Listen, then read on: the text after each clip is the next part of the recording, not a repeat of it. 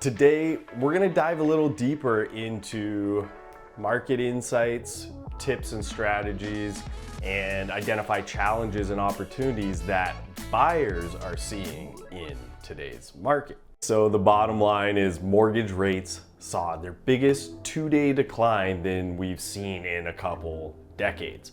And the market is balancing out and really becoming much more favorable to buyers than it has been in quite some time. There's a catch, which we will get to, but first we need to talk about home prices and inventory. Home prices, they have leveled off, and they're even down a little from their summer highs, but they're up year over year by as much as 5.4% in Bellingham. So I want to give some context to the median sales price data with this chart here, and keep in mind that it is mid-December 2023 at the time of this recording. And we are looking at data from the start of the pandemic through November 2023.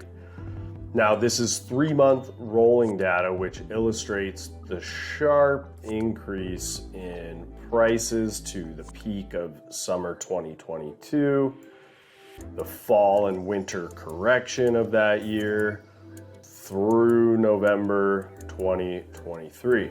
As you can see, the green line on top is Bellingham, which has an overall higher median sales price historically, as well as a stronger rebound in prices from the correction. The strength of home prices is further displayed by the fact that homes are still selling at about 100% of their list price. However, that's in comparison to the last couple of years where they've been selling for 103, 105, sometimes more. So buyers aren't getting those crazy discounts that they had hoped for. However, they also are not having to engage in those crazy bidding wars like they have been in the recent past. So why didn't prices come down more when rates spiked to over 8% and crushed home affordability for a lot of people? Well, it really comes down to a supply issue. Inventory is still at historical lows, and until more sellers are willing to give up their low rates and make a move, I think this inventory issue may persist. And I just want to illustrate this inventory picture over the last 10 years. It's important to note that the troughs and peaks are due to normal seasonal fluctuations in inventory. Obviously, the peaks are summer and the troughs are winter.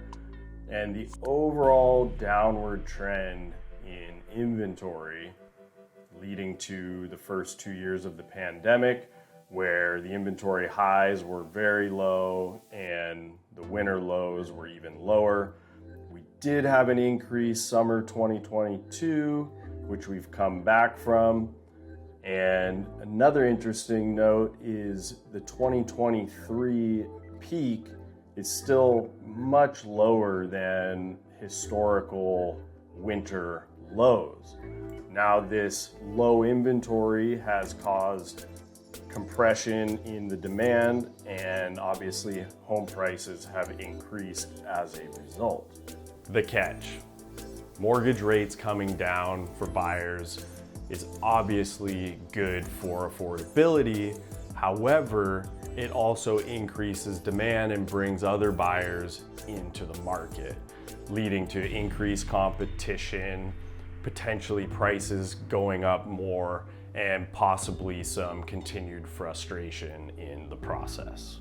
Keep your eyes peeled for my 2024 forecast coming soon, where I'll dive deeper into what to think about going into 2024. And now for some quick tips and strategies. The good news for buyers is that you're no longer expected to compete against multiple offers and use price escalations, oftentimes emptying your savings or your retirement account. That's over for the most part.